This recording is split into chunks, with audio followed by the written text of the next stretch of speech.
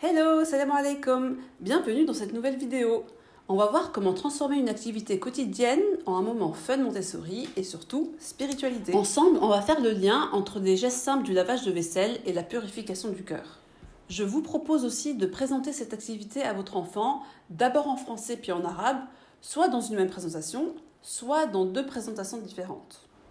De quoi on va avoir besoin dans cette activité pratique Montessori? Une bassine pour l'eau savonneuse, une bassine pour l'eau claire, une bassine pleine pour transvaser l'eau, un pichet pour transvaser l'eau, une bassine pour la vaisselle sale, une éponge pour frotter la vaisselle, du liquide vaisselle, un torchon pour servir d'égouttoir, et enfin un autre torchon pour essuyer la table en cas de petites gouttes et pour sécher la vaisselle. Là, on a la bassine pleine pour transvaser l'eau, la bassine pour l'eau savonneuse, la bassine pour l'eau claire, le pichet,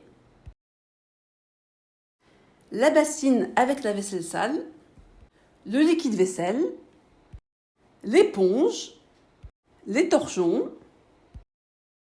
Tu es prêt pour commencer? Ensuite, vous répétez lentement en arabe.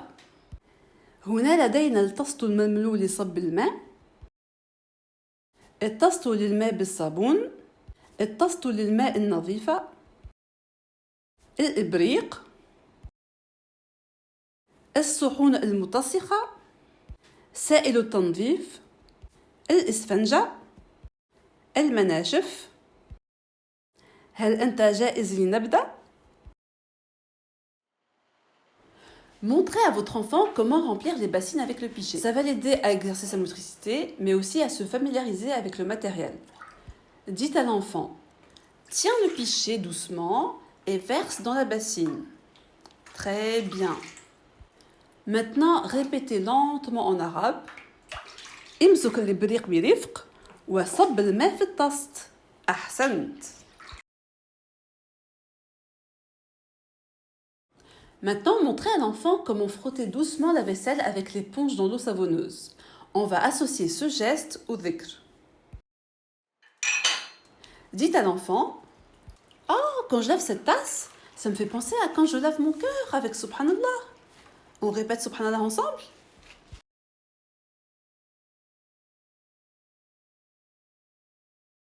Maintenant, on arabe pour l'assiette.